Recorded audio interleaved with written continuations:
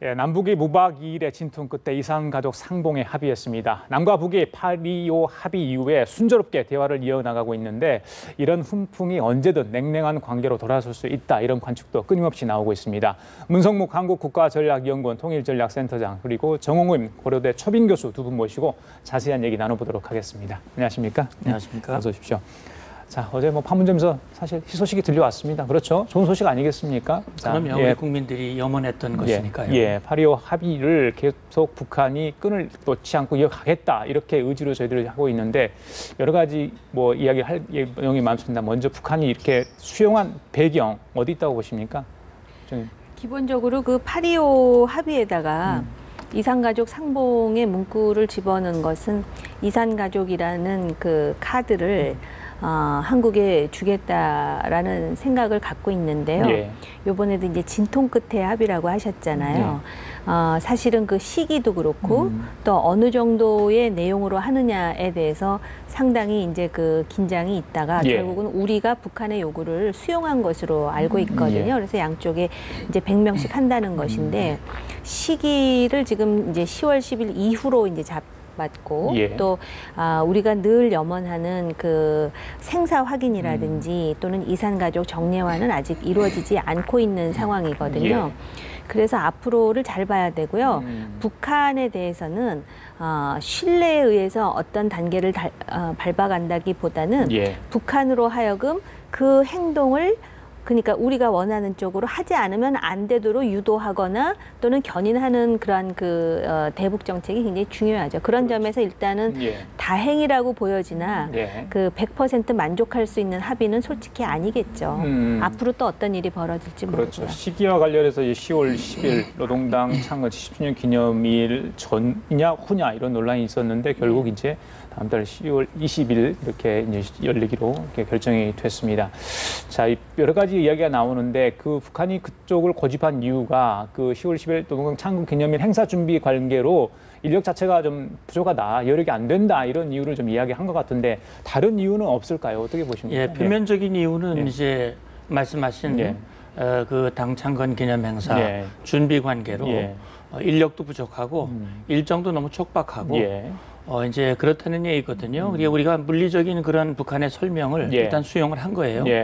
우리로서는 가급적이면 당 창건 기념 행사 이전에 성사가 됐으면 하는 그런 바람이었지만 일단 우리 의원님 말씀하신 대로 북측의 입장을 수용한 것은 일정은 우리가 원하는 일정이 아니었지만 어쨌든 성사를 시키는 것이 중요하다고 봤기 때문에 이제 일단 수용을 한 것인데 문제는 북한이 지난 8월 25일 합의는 사실 그 협상 성사 단계부터 합의가 이루어지는 그 과정까지 북한이 굉장히 수세적인 입장에서 나왔고요. 확성기를 끄기 위해서 우리가 원하는 이산가족 상봉 문제라든지 그런 것들을 마치 이제 딜하는 형태의 그런 협상이 됐습니다만 그 이후에 북한의 행태를 쭉 우리가 잘 유심히 봐야 할 필요가 있어요. 북한이 돌아가서는 이제 지뢰도발 자기 한복안하다 그러고 포격도발 마찬가지. 그러면서 마치 화를 일으킨 것은 남쪽인데 그걸 복으로 바꾼 것은 김정은이고 앞으로 더 큰 복이 되기 위해서는 남측이 똑바로 해야 한다. 이제 이런 식으로 얘기를 하고 있고요. 수세적인 입장을 공세적으로 전환을 했어요. 그러면 전과 확대를 이번에 노리고 있는 것 같아요. 그래서 이번에 협상 과정을 보고 행간을 읽어보면 이산가족 상봉이 성사되기로 합의는 했지만 그 전에 10월 10일 노동당 창건 행사 그 어간에 북한이 도발을 하느냐 하지 않느냐. 그렇게 해서 우리 이산가족 상봉에 영향을 미치느냐 미치지 않느냐 하는 문제고요. 또 한 가지는 이산가족 문제의 근본적 해결 방안을 본회담으로 넘겨놨단 말이죠. 본회담이 열릴지, 열려서 그 문제가 제대로 논의가 될지, 우리가 원하는 게 이루어질지, 이것은 아무도 알 수가 없는 그런 현재 상황이에요. 그런 차원에서 우리가 이 상황을 정확히 직시하고 앞으로 이 협상의 장을 이끌어 나가야 한다는 그런 과제가 지금 남아 있습니다. 예, 우리 정부로서도 10월 10일 노동당 창건 기념일을 맞춰서 북한이 어떤 도발 행위, 특히 이제 장거리 로켓 발사 가능성이 있기 때문에 이전에 그 행위로 인해서 혹시나 상봉 행사가 차질이 빚지 않을까 그런 걸 고려해서 좀 빨리 했으면 좋겠다 이런 이야기를 한 것 같은데 결국 이제 10월 말에 하기로 했습니다. 정의님 어떻게 보십니까? 정말 이 북한이 그런 행위를 할까요? 실보다 뭐 득보다 실이 더 많다 이런 지적도 있는데 어떻게 예상하세요? 지금 그 소위 인공위성 발사는 그는 뭐 당연한 주권의 문제라고 이미 이제 언수를 한 상태고요. 그리고 많은 사람들이 10월 10일에 노동당 창건을 기념해서 인공위성 발사를 가장한 장거리 미사일 발사가 있을 것이다라고 지금 우려하고 있는 상황이죠.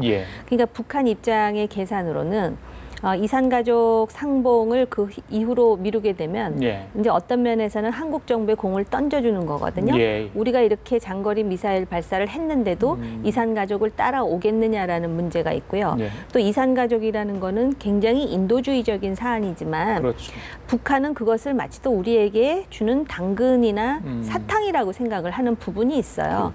그래서 이제 그 한국 정부가 이제 그런 상황에서 딜레마에 빠질 것이라는 계산도 하죠. 그러나 이제 요번에 또 그 인공위성을 가장한 미사일 발사와 관련해서 우리가 또 하나 가늠할 수 있는 것이 한중 정상회담에서 중국의 시진핑 주석이 한반도에서의 어떠한 긴장도 좌시하지 않겠다라는 그런 취지의 발언을 강하게 하지 않았습니까? 그래서 만에 하나 북한이 그런 도발을 했을 때 중국이 어떤 태도를 취할 것인지도 하나의 관전 포인트가 될 수 있는 것이고요. 그다음에 이제 우리로서는 그 사실 그 인공위성이라고는 하지만 그거는 지금 유엔 제재를 받고 있는 사안인데 그랬을 경우에 그 남북 교류를 계속할 것인가 말 것인가에 또 기로에 있기 때문에 아까 이제 그 문 장군께서 말씀하셨듯이 이런 부분에 대한 사전 대비가 필요하고요. 어쨌든 우리가 8.25 합의가 나왔을 때도 뭐 저를 포함해서 많은 그 논평하시는 분들이 합의문의 잉크가 마르기 전에 합의문을 어길 수도 있고 또 어떤 도발 행위를 할 수도 있고 그렇기 때문에 매사가 조심스럽다는 그 경고는 이미 하지 않았습니까? 그래서 이게 북한입니다. 그래서 앞으로도 사실은 지금 뭐 이제부터가 출발이기 때문에 정부가 어떤 태도를 취하는가 특히 이제 이 적십자 회담도 뭐 이제 앞두고 있고요. 또 남북 회담에서 소위 고위급 회담에서 벌써부터 금강산하고 5.24 얘기가 나오는데 과연 5.24 문제를 또 어떻게 풀 것인지 지금 유감 표명해놓고 올라가서 딴소리 하잖아요. 그래서 그런 부분을 어떻게 할 것인지에 대한 치밀한 전략이 필요하겠죠. 문 의원님, 이제 장거리 로켓을 발사하느냐 마느냐 이게 굉장히 중요한 문제잖아요. 사실은 이후에 이제 하반기에 어떤 남북 관계를 좌우할 수 있는 큰 분수령이 될 것 같은데 지금 발사를 준비를 하고 있다는 증언들이 곳곳에서 포착이 되지 않았습니까? 물론 38로스의 어떤 유성 사진도 나오고 있지만은 발언들을 보면 지난번에 김양건 그 선전부장도 왔을 때 약간 그런 식의 뉘앙스를 풍기는 이야기를 했다고 지금 하지 않습니까? 좀 이해해달라 미사일 발사하도록. 그리고 최근에 김정은의 어떤 군수공장 방문 또 같이 동행했던 사람들이 그 핵과 미사일 관련 또 측근들이 아니었습니까? 자, 이런 모습을 보면 충분히 발사할 가능성이 있다. 이런 확률이 높다. 저희들은 그렇게 볼 수밖에 없는데 님 어떻게 보세요? 그렇죠. 그러니까 이제 우리 합리적인 계산법에 의한다면 쏘지 말아야죠. 왜냐하면 금방 말씀하셨습니다만 일단 중국이 강력히 반대하고 있고 또 그걸 만약에 쏘게 된다면 북한이 인공위성이라고 아무리 얘기를 해도 인공위성은 장거리 미사일 발사와 똑같은 탄도미사일 기술을 가지고 쏘는 것이기 때문에 북한이 그런 그 장거리 미사일 발사를 할 경우는 당연히 유엔 안보리 추가 제재 조치가 이루어질 것이고요.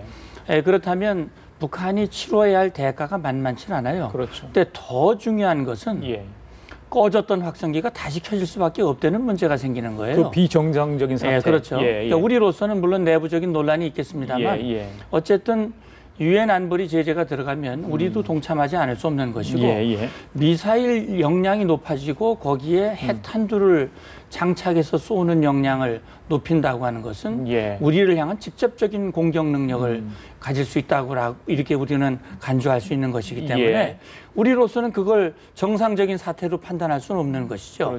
그런 차원에서 보면 북한으로서 또 부담이 없는 건 아니에요. 그러나 역시 말씀하신 대로 북한의 그 셈법은 우리가 생각하는 세움법과 상당히 다른 부분이 있어요. 그러니까 우리가 이걸 열이라고 생각하면 북한은 그건 열이 아니고 예. 자기가 생각하는 열이 또 있어요. 예. 그러니까 이번 당 창건 70돌에 김정은이의 최고 존엄과 리더십을 정말 내외에 과시하는, 중국이 그렇게 반대하고 뭐 어쩌고저쩌고 해도 예. 한번 하는 그런 것들을 과시할 그런 의욕과 예. 필요가 분명히 있는 것이거든요. 그렇죠. 물론 물리적인 필요도 있습니다. 군사적인 차원에서 기술을 발전시키는 예. 그런 것들이 있고, 아까 말씀하신 38로스에서 보는 북한이 장거리 미사일 발사대를 높였고 예. 또 가림막 부대 시설들을 확대하고 있고요. 원산 쪽에는 또 뭐 이 관전할 수 있는 그런 예. 시설들을 만들고 있다고 하는 그런 얘기도 있고, 이미 컨트롤 시스템을 평양에 또 만들어 놓은 것도 있고요. 여러 가지 그런 것들로 봤을 때 가능성이 충분히 높은데, 역시 우리가 그런 것들을 염두에 두고 앞으로 그런 상황이 전개된다면 우리가 어떻게 대응해야 할 것인지 그런 우리 내부적인 우리의 의사결정과 또 유관국과 어떻게 공조를 취해 나갈 것인지 그것과 8.25 합의와 남북관계를 어떻게 풀어갈 것인지 이런 걸 봐야 하는데, 그러면서도 북한이 지금 김정은이와 김양건이와 이구동성으로 북한이 하는 얘기가 8.25 합의를 굉장히 강조하고 있습니다. 그 의미를 강조하고 있고요. 그래서 제가 생각할 때는 왜 그렇게 강조를 하고 있는 것인가? 이것은 김정은이가 정권을 잡고 사실상 첫 번째 이 문서로 만든 합의 문건이에요. 그냥 과거에 6.15 14선언을 강조하는 만큼이나 8.25 합의를 강조하면서 우리 민족끼리 분쟁을 평화적으로 해결할 수 있는 힘을 과시한 것이기 때문에 외세는 빠져라. 그러면서 하는 얘기가 9월 8일이 주한미군이 주둔한 날이기 때문에 미군도 나가고 그런 얘기를 하고 있거든요. 그래서 그런 부분들을 우리가 유념해서 볼 필요가 있습니다. 제가 이제 북한이 장거리 미사일을 발사하면 우리 일각에서 그 장거리 미사일은 사실은 그 한반도가 아닌 미국으로 발사되는 미사일인데 우리한테 직접 관련이 없지 않느냐, 이제 이런 주장을 하는 사람들이 있잖아요. 이게 어떤 그 연관성을 가지느냐면 결국 핵을 탑재한 장거리 미사일 발사에 성공한다고 하는 것은 한반도의 유사시에 우리의 작전 계획을 보면은 반드시 28,000명의 미군 갖고는 대응하기가 쉽지 않습니다. 그렇기 때문에 미국 본토뿐만 아니라 뭐 하와이라든지 괌이라든지 이런 데서 미군이 증파돼야 되는데 그러한 미국의 행동을 상당히 위축시키고 제약시키는 게 바로 이 장거리 미사일이기 때문에 그리고 장거리 미사일에 대해서 유엔이라는 국제사회를 통해서 목소리가 나갔고 제재를 했음에도 불구하고 이것을 주권 운운하면서 발사를 한다면 이거는 우리 문제가 아니다라고 하면서 남북관계를 계속해야 되는 건지에 대해서 우리는 심각한 고민을 해야 되는 것이고요. 그다음에 북한이 이렇게 이제 여러 가지 준비를 하는 모습을 인공위성이 보도록 계속해서 이제 과시하고 있지 않습니까? 북한은 두 가지입니다. 그러니까 발사하든지 아니면 돈을 주어서 우리를 말려달라라는 뜻이죠. 그러니까 굉장히 천박한 자본주의적 사고를 갖고 있다고 저는 생각을 해요. 북한의 권력층에서. 그래서 이제 그 오이사라든지 금강산 얘기가 나오는 이유는 바로 이 오이사를 풀게 될 경우에 엄청난 현금이 갈 수가 있거든요. 그래서 이 8.25 합의를 강조하는 이유도 이것과 연동이 됩니다. 왜냐하면 거기 보면 이제 민간 교류 활성화 얘기가 나오거든요. 그래서 오이사 조처가 풀리기만 하면 뭐 모래라든지 자갈이라든지 또는 송이버섯이라든지 바지락의 이름으로 엄청난 현금이 가는 거예요. 이게 교역이라고 하는 거는 수출과 수입이 마주 이렇게 연동이 돼야 되는데 일방적으로 우리가 수입하고 북한에서 수출하는 것이 바로 오이사의 해제입니다. 그렇기 때문에 이런 부분을 잘 파악을 해야 되는데 일각에서 이것을 마치 또 무슨 민족 중심적인 또는 어떤 남북 관계의 어떤 대변화 이런 식의 어떤 사변적인 사고를 가지고 접근하다 보면 결국은 젊은 권력자의 수에 또 한 번 말려들 수가 있기 때문에 상당히 조심해서 해야 되고 정부가 그동안의 경험으로 볼 때 그 정도의 생각은 하고 있으리라 판단하고 있습니다. 제가 조금 보완해서 말씀드리면 장거리 미사일을 쏴서 장거리 미사일을 쏘는 이유는 미국 본토까지 도달할 수 있는 그런 역량을 구비하겠다는 거거든요. 자, 한미동맹이 뭡니까? 공동의 적을 상정하고 어느 일방이 공격을 받았을 경우 내가 공격받은 것과 동일한 입장을 가지고 대응을 공동 대응하는 것입니다. 북한이 우리를 향해서 도발하면 미국은 자기를 공격한 것과 동일하게 간주하고 함께 대응을 하는 것이거든요.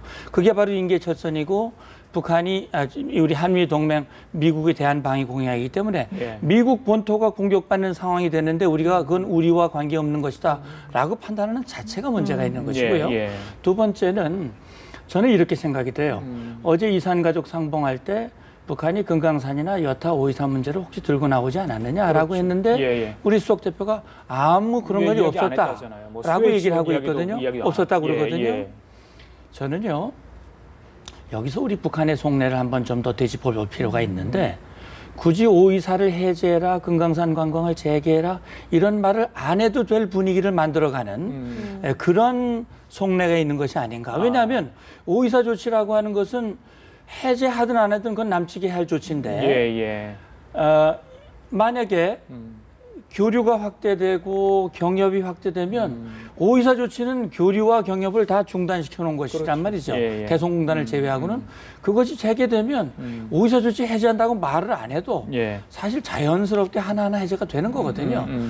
그래서 북한으로서는 우리 남한 국민의 저항도 최소화시키고 분위기를 최대한 띄우고 그렇게 하면서 자연스럽게 그런 여건으로 만들어 나가면서 한미 간에는 이간시키고 우리 국민들에게는 환상을 불러일으키고 그런 것들을 염두에 둔 선전선동수를 가동하고 있는 것이 아닌가라고 하는 것들도 염두에 두고 우리가 해야 한다는 생각이 듭니다. 마지막 하나 더 여쭤볼게요. 우리 문 장군 예측이 맞았던 거예요. 지금 노동신문이 오늘이 이제 북한 정권 수립 67주년 아니에요. 노동신문 보도가 지금 방금 나왔는데 8.25 합의 이행 또 강조를 했다고 합니다. 정확한 예측을 하신 겁니다. 자, 그런데 이 와중에 이제 중국 시진핑 국가주석이 축전을 보냈어요. 내용을 보니까 중조 관계, 그러니까 뭐 북한과 중국 관계겠죠. 이 두 나라 사이의 친선 협조 관계를 끊임없이 공고히 함으로써 지역의 평화와 안정 발전에 기여하도록 노력하자. 이런 내용인데, 자, 지난번 전승절 행사 보셨잖아요. 그동안 냉랭했던 북중 관계 그대로 여실히 드러났는데 촬영회가 갔단 말이죠. 자, 이 축전 보내는 거에 어떤 우리가 의미를 부여해야 할지, 그다음에 지금의 어떤 축전 내용을 가지고 북중 관계가 좀 달라질 것으로 예상을 할 수 있는 것인지 그 부분에 대해서 여쭙고 싶어요. 제가 그때도 한번 말씀을 드린 것 같은데요. 이게 중국입니다. 그러니까 만약에 우리가 중국의 지도부라면 북한과 대한민국에 대해서 어떤 대외 정책을 펼지를 보면 지금 중국의 시진핑처럼 할 거예요. 지난번에도 말씀드렸지만 양손에 떡을 쥐고 있을 수 있는데 굳이 떡 하나만 바라보겠습니까?